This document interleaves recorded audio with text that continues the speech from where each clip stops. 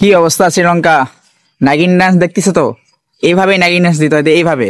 বুঝতে পারছো? এইভাবে নাগিন ডান্স সকলকে দেখাতে হয়, দিতে হয়। তো আজকে বাংলাদেশ তোমাদেরকে নাগিন ডান্স দিয়ে দিল। একদম কি বলবো, যে বাংলাদেশের যে জাতি সাপ আছে না, গোখরা, এই সাপের নাগিন ডান্স সুন্দরভাবে দিয়ে দিল, একদম ভরে দিল।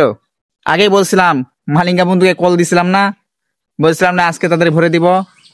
আজকে আমাদের নওগাঁতে নওগাঁবাসীরা একদম শ্রীলঙ্কাকে ভরে দিবে। সাথে বাংলাদেশ ক্রিকেট তো আরো সুন্দরভাবে দিয়েছে, যদিও শেষটা একটু উত্তেজনায় ভরপুর ছিল, তবে শেষ পর্যন্ত আলহামদুলিল্লাহ আমরা জিতে গেছি। শ্রীলঙ্কা, তোমরা আর বেশি বাড়াবাড়ি করো না। সবসময় মনে রাখবা, যাকে তোমরা বন্ধু ভাববা সে কিন্তু পিছন থেকে বাঁশ দিবে। আজকে শ্রীলঙ্কার ম্যাচ থেকে আমরা কি শিখলাম বলেন দিনি? যে শ্রীলঙ্কা এত কষ্ট করে আফগানিস্তানকে হারায় বাংলাদেশকে সুপার ফোরে তুললো, সে বাংলাদেশ আজকে তাদেরকে সুপার ফোরের প্রথম ম্যাচে একদম ডুবাই দিল। এইটাই হচ্ছে বন্ধুত্বের প্রতিদান। তো যাই হোক, এখানে অনেক মোটিভেশনাল হয়ে গেল।